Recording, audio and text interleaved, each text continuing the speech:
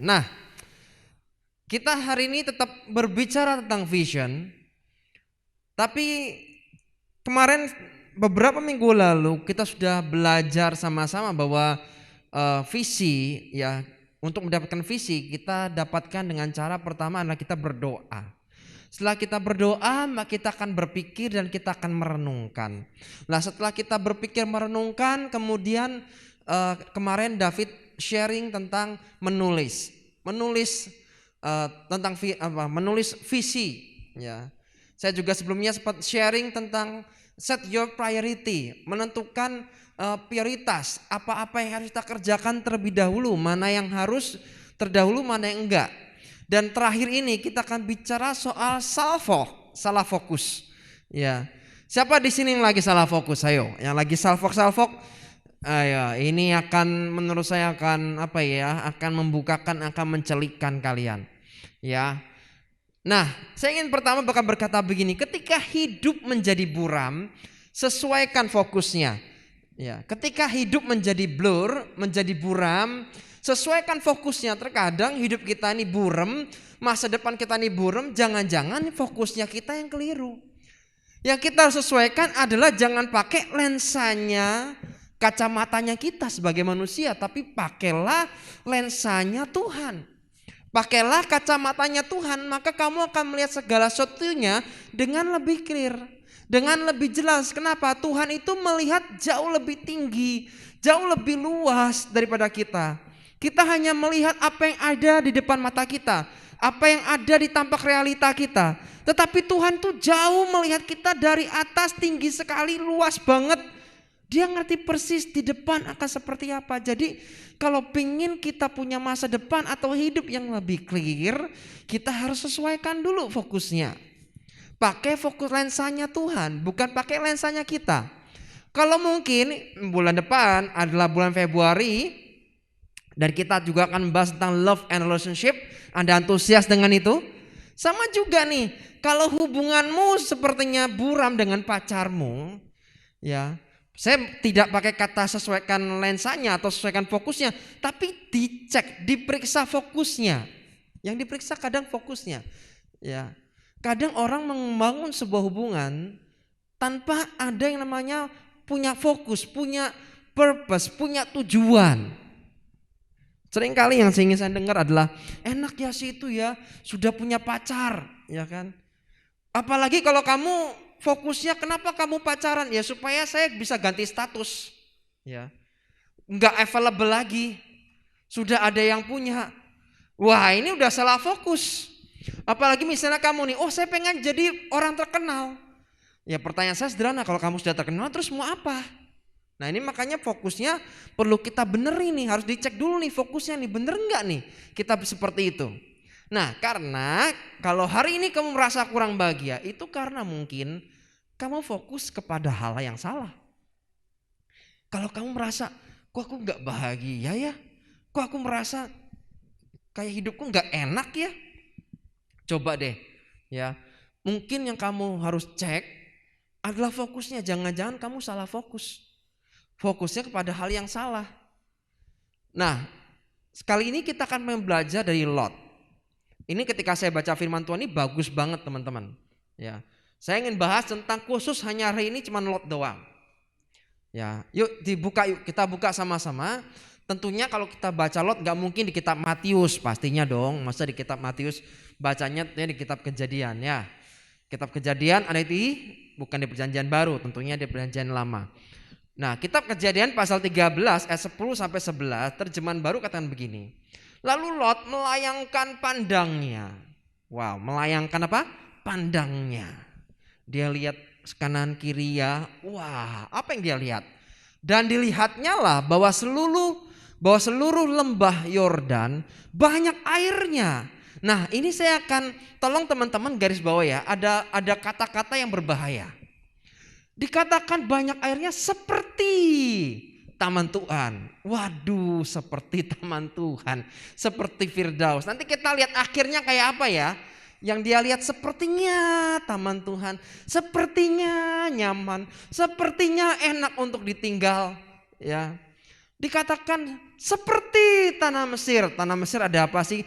Kalau kita baca nanti kitab Keluaran, Mesir itu banyak, salah satunya bawang-bawangan. Nah, kalau teman-teman suka namanya bawang goreng, berambang, bawang bombay, nah yang digoreng-goreng itu ya, bawang-bawangan, nah itu mungkin enak juga. Wah, enak seperti tanah Mesir. Dan sampai ke Soar.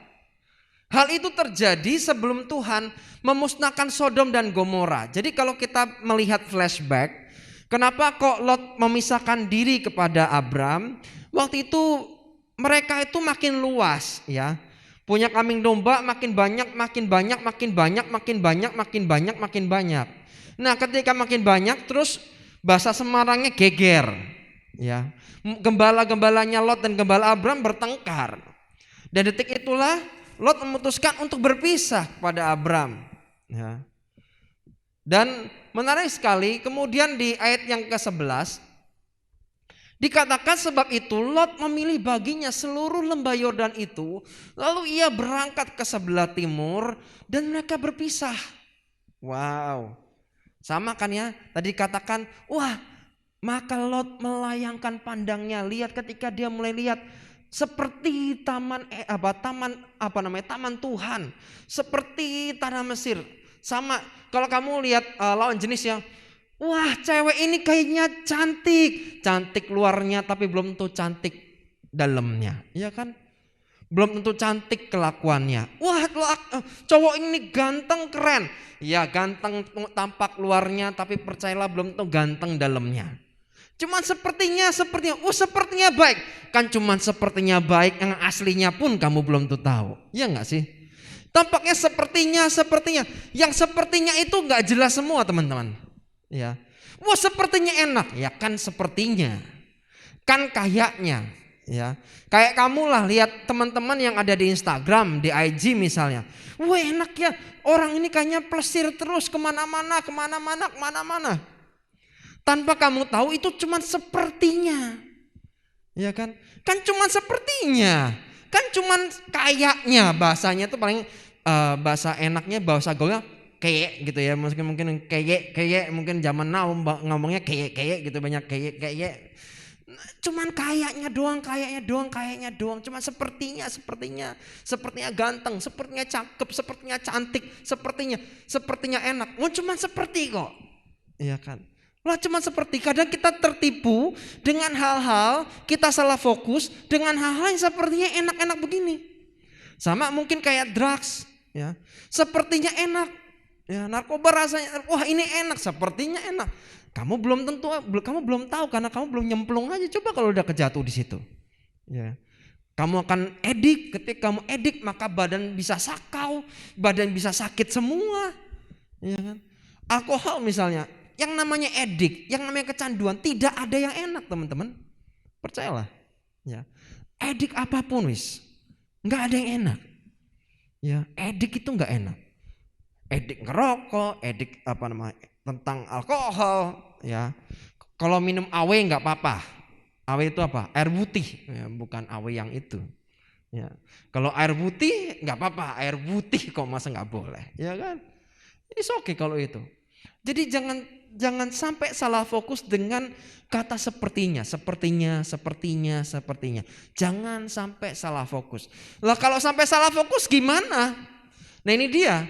Di kitab Kejadian pasal 19 ayat 1 sampai 8. Kita akan baca pelan-pelan ya supaya teman-teman tahu. Yang katanya seperti taman Tuhan, kita akan belajar dan lihat bareng-bareng what happened. Apa yang terjadi. Lot ini sebenarnya orang baik. Tapi dia hidup di tengah begitu banyak kejahatan yang ada di Sodom, di kota Sodom dan Gomora. Teman-teman pikir ini enak?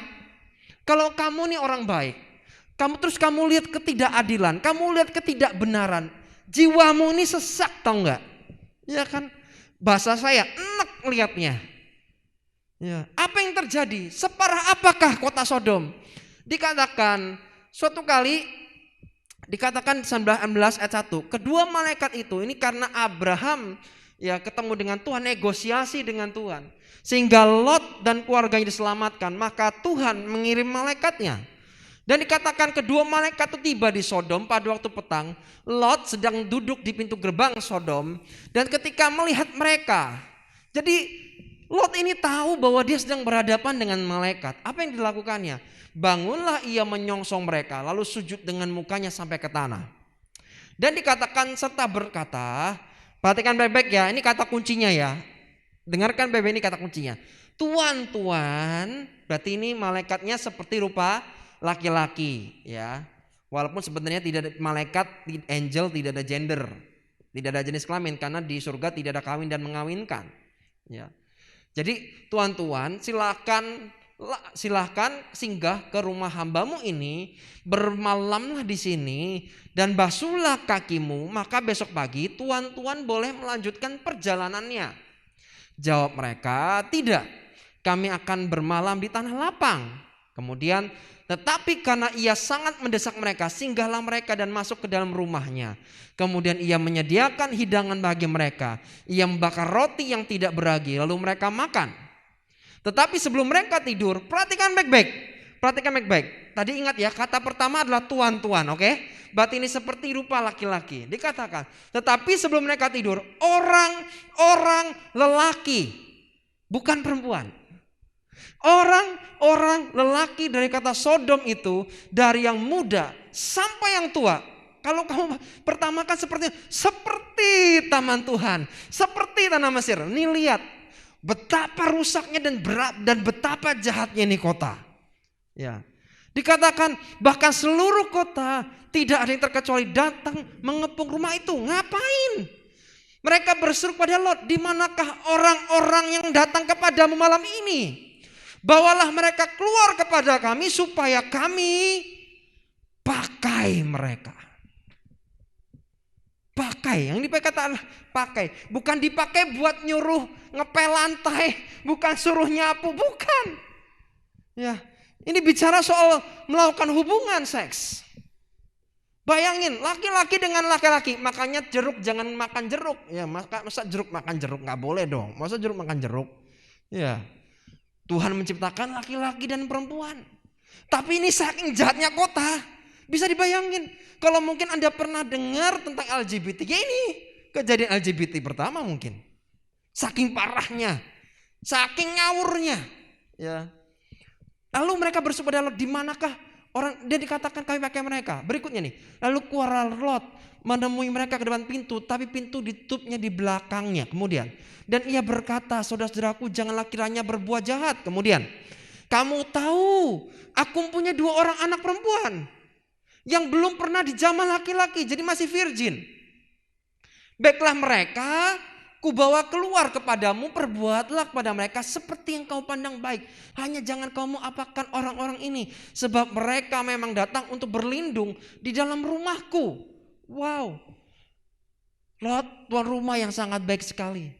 Dia mencoba untuk menawarkan 2 anak perempuannya. Bukankah ini normal? Sangat normal. Tapi nggak mau. Ya. Tapi ini mengerikan sekali. Tetap yang dikejar dari yang tua sampai yang muda adalah orang laki-laki ini, dikatakan adalah laki. Ya. Anda bisa bayangkan yang sepertinya baik, yang sepertinya enak, yang sepertinya oke, ternyata semuanya nggak oke. Ya. Saya ingin menunjukkan ke teman-teman, kamu jangan lihat, wah enaknya si ini sudah punya pacar, wah si enaknya si ini begini. Kamu jangan lihat itunya doang. Itu kan cuma sepertinya. Ya. Salah fokus akan membuat kita akan mengejar hal yang salah. Ya. Ketika kamu salah fokusnya, kamu akan mengejar sesuatu dengan hal yang salah. Udah ngejar salah, ditambah lagi dengan cara yang salah. Udah bubar deh. Ya. Apalagi kamu pengen ngejar supaya reputasi, supaya dikenal orang. Come on. Bagi saya kalau kamu dikenal orang itu cuma dampak, cuma impact, gak perlu kamu kejar. Itu cuma akibat. Kerjakan sebabnya maka akibatnya akan datang. Ya. Kemudian nih ketika kita tidak salah fokus akan terjadi yang namanya pertumbuhan. Siapa yang sepakat dengan ini? Kalau kamu fokus kepada pertumbuhan, kalau kamu bisa fokus dan tidak salah fokusnya, maka akan terjadi pertumbuhan. Aku percaya teman-teman semua, Ya, kalau kamu melakukan kalau kamu punya hubungan love and relationship dengan pasangan dan kamu punya fokus yang jelas ke gerbang pada pernikahan. Saya percaya kalau kamu lakukan dengan benar, fokusnya benar, maka akan terjadi pertumbuhan. Pertumbuhan baik secara rohani dan pertumbuhan juga secara jasmani, baik secara studi maupun kuliah mungkin ataupun karir pekerjaan. Saya percaya akan ada namanya pertumbuhan kalau fokusmu benar. Ya. Dan ketika terjadi pertumbuhan akan terjadi namanya pertambahan. Tidak mungkin ada pertumbuhan tanpa ada pertambahan. Ini akan balance, akan berjalan bersama-sama, akan jalan beriringan. Di mana ada pertumbuhan, di situ ada pertambahan. Tuhan akan menambah-nambahkan, Tuhan akan menambah-nambahkan karena kamu bisa dipercaya. Ya kan? Jadi fokusnya itu benar dulu. Jangan cuma sepertinya enak, sepertinya gini, semua pengen dikerjain. No, jangan sampai salah fokus. Ya, jangan sampai salah fokus. Kemudian Kejadian pasal 13 ayat 14 sampai 18. Ya, pokoknya hari ini kita akan belajar khusus tentang Lot. Setelah Lot berpisah daripada Abram, berfirmanlah Tuhan pada Abram. Ini yang terjadi. Lucunya setelah Lot berkata kepada Abram, dia memisahkan diri. Lalu tiba-tiba berfirmanlah Tuhan kepada Abram. Ya, Lot cuman melayangkan pandangannya dan itu darinya kecil dan dadanya rusak lagi daerah Sodom. Tapi ketika Abram, ini bedanya Lot dengan Abram. Berfirmanlah Tuhan pada Abram, pandanglah sekelilingmu dan lihatlah dari tempat engkau berdiri. Itu ke timur dan barat, utara dan selatan. Kalau Lot cuma lihat 2 kota. Kalau Tuhan berfirman kepada Abram, dikatakan kamu lihat utara, barat, timur, selatan. Ya. Berikutnya, sebab seluruh negeri yang kau lihat itu akan kuberikan kepadamu dan kepada keturunanmu untuk selama-lamanya. Makanya kita sempat bahas, if you can see, it will be yours. Kalau kamu bisa melihat, itu akan menjadi milikmu. Ya. Dikatakan dan aku akan menjadikan keturunanmu seperti debu tanah banyaknya, sehingga jika seandainya ada yang dapat menghitung debu tanah, keturunanmu pun akan dapat dihitung juga. Bersiaplah, jalanilah negeri itu menurut panjang dan lebarnya, sebab kepadamulah akan kuberikan negeri ini. Wow, seandainya aja Lot tuh sadar dia bisa diberkati begitu banyak karena dia ikut Abram, dia ikut pamannya. Seandainya dia tidak memisahkan diri, dia akan, menurut saya, dia akan mendapat jauh lebih banyak daripada apa yang dia dapatkan saat ini. Dan itu pun yang dia dapat jeleknya minta ampun, rusaknya minta ampun. Seandainya dia sadar aja, ya, gembalanya ribut, ya biarin, diselesaikan, dicari solusinya. Seandainya dia berkata, kan saya Lot mengerti, aku diberkati karena Abram. Fokusnya tuh benar. Kenapa Abram diberkati? Karena ada Tuhan yang menyertai. Seandainya dia ngerti aja, fokusnya benar, matanya ke Tuhan, ditawarkan yang lain, dia nggak akan mau. Ya, tapi ketika dia, bagus ya, sepertinya enak, jatuh dia. Untung aja Abram nolong. Ya. Dan dikatakan berikutnya nih, sesudah itu Abram memindahkan kemahnya dan menetap di dekat pohon terbantin di Mamre, dekat Hebron. Lalu didirikannya lah mesbah di situ bagi Tuhan. Fokusnya Abram bukan cari, saya pengen kaya, saya pengen berkuasa, saya pengen punya jabatan atau apapun itu, whatever lah.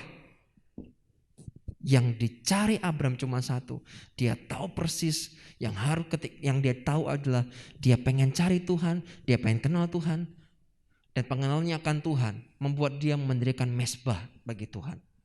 Ini kalau orang gak punya pengenalan akan Tuhan, gak mungkin dia mendirikan mesbah.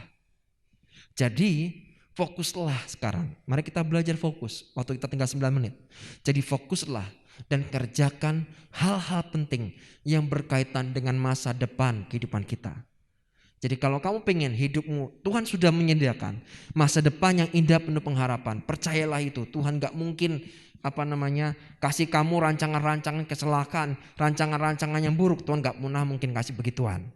Jadi kalau Tuhan sudah menyediakan masa depan indah penuh pengharapan, sekarang kita jangan sampai salah fokus, jangan sampai salfok, tapi mulai fokus dan kerjakan. Kalau kemarin David sudah ngomong soal tulis visinya, mari sekarang kita belajar untuk mengerjakan apa yang kita tulis.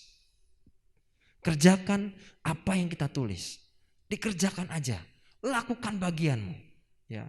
Dan fokusnya pada kekuatanmu, bukan fokus pada kelemahanmu. Seringkali kita hanya berfokus pada kelemahan kita. Fokusnya pada kurang, tapi saya masih begini, tapi saya masih begini, tapi saya, come on. Fokus pada kekuatanmu, fokus pada kelebihanmu. Ya. Kalau kamu fokus pada kelemahanmu terus, kamu gak akan pernah ngerti kelebihanmu itu apa. Tapi kalau kelebihanmu diasah, one day, suatu hari kelak, kelebihanmu akan menutupi kekuranganmu. Amin. Jadi fokusnya adalah pada kelebihanmu, bukan kekurangan. Kekuranganmu percayalah akan tertutupi dengan kelebihanmu. One day, suatu hari kelak. Karena kamu tidak mungkin bisa menguasai segala hal. Sekali lagi kita ini gak mungkin menguasai segala hal. Saya pengen jujur lah, aku ini pengen jujur. Dari sejak aku sekolah, tentang not, aku ini paling buta, percayalah. Jadi aku ini kalau nyanyi, ya gak ngerti juga nih kunci C, G, kagak ngerti. Beneran. Dari SD tuh kayak kalau udah lihat not balok, not apa udah bingung. Gak ngerti. Dan memang saya tidak memaksakan diri saya untuk menguasai segala hal. Ya. Saya gak mau untuk menguasai segala hal. Wah, saya mau menguasai segala hal. Gak mungkin. Ya.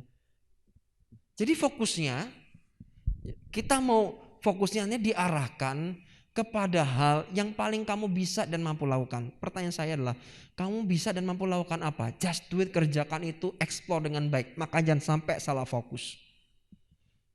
Karena kamu tidak bisa mungkin menguasai segala hal, pastikan fokusmu diarahkan pada hal yang paling kamu bisa dan mampu lakukan. Sekali lagi, pertanyaan saya sederhana.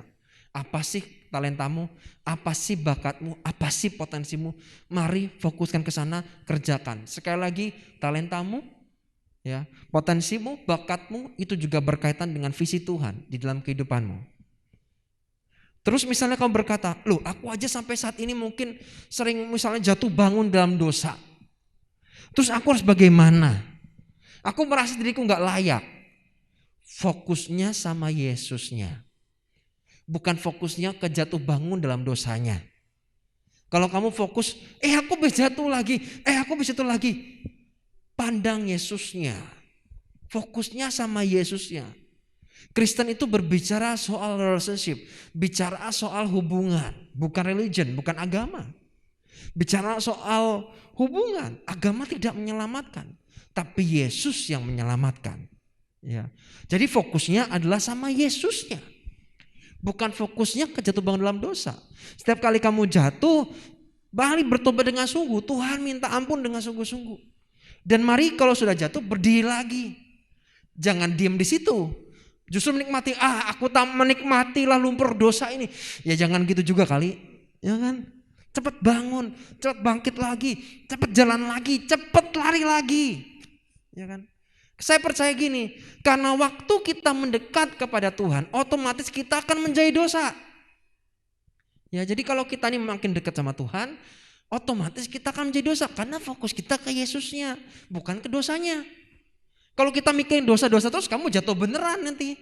Ya, fokusnya pada Yesusnya, fokusnya pada Tuhannya. Mari bangun di situ, jangan salah fokus. Sekarang saya ingin memberikan 7 tips menghindari salah fokus. Dan ini bisa diterapkan dalam aplikasi kegiatan sehari-hari kita. Yang pertama nih, tips menghindari salah fokus. Yang pertama, ketahui penyebab salah fokus. Kita harus ngerti, kita belajar penyebab saya salah fokus itu apa. Yang kedua, buat daftar kegiatan yang harus dikerjakan.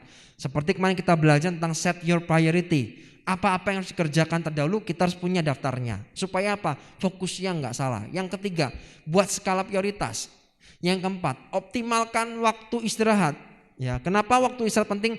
Supaya kita nggak salah fokus, supaya kita gampang konsentrasi, Sering kali, terutama anak muda, kita nih sering kurang tidur. Tadi pagi, ya tadi siang lah. Tadi siang saya punya teman seorang dokter.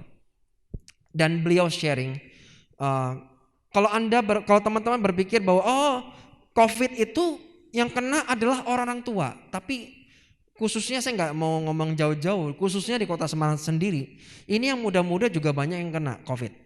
Salah satunya beliau bercerita ya di media sosialnya, dia bercerita gini, bahwa salah satunya penyebab anak muda bisa kena COVID adalah karena salah satunya kurang istirahat, kurang tidur. Jadi kurang tidur itu penting teman-teman. Ya. Jadi pastikan istirahatmu cukup. Kemudian ya konsumsi makanan minuman yang sehat, pastiin konsumsi makanan minuman yang sehat. Olahraga secara teratur, makanya saya sering ngomong ke teman-teman, ayo olahraga, karena saya pun olahraga. Ya, itu yang ketujuh, membangun kebiasaan. Dan fokus on the goals you want to achieve. Ya. Fokusnya kepada goal, pada tujuan yang kita mau raih. Dan enjoy the process, menikmati proses yang ada. So kendalikan yang bisa kamu kendalikan, yang tidak bisa kamu kendalikan, serahkan kepada Tuhan. Amin. Kita fokusnya gitu aja. Ya, kita mau apa sih? Kamu punya hubungan, udah punya pacaran, mungkin kamu punya karir, udah studi, fokus on the goals. Tujuannya tuh fokus di sana, ya. Dan enjoy the process. Yang namanya proses tentunya nggak enak.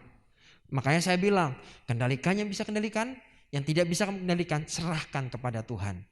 Kemudian, nah, kalau kamu mungkin ada masalah, ya. Ini kita berikutnya adalah change your mindset. Yang kita harus ganti adalah cara berpikir kita sekarang. Di dalam Roma pasal 12 ayat 2, ya, versi TPT, dikatakan bahwa stop imitating, ya. Jadi stop untuk kita ini stop. Oke. Ya, next slide. Berhentilah meniru cita-cita dan pendapat budaya di sekitarmu, tetapi jadilah transformasi batiniah oleh Roh Kudus melalui reformasi total cara berpikirmu.